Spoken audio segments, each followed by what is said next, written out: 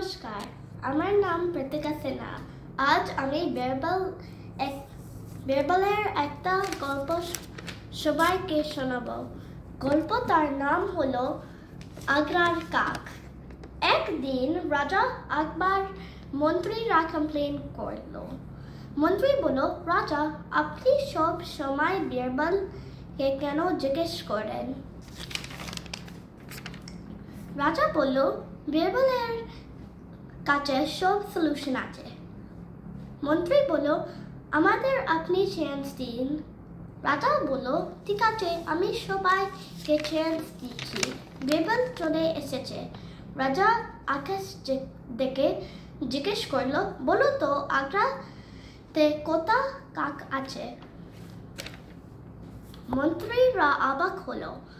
কি করে আমরা জানবো? রাজা বিরবলকে জিজ্ঞেস করলো। বিরবল বলল, 33,921 এক্সাক্ট কাক আছে। রাজা বলল, তুমি কি করে জানো বিরবল? বিরবল বলল, রাজা, কিছু কাক বেড়াতে গেছে আর কিছু এক্সট্রা কাক অন্য সিটি থেকে আগ্রা এসেছে, তাই আমি এক্সাক্ট নাম্বার জানি। রাজা স্মাইল করে বলল, এই জন্যে আমি বলি বিরবল সব জানে। Thank you.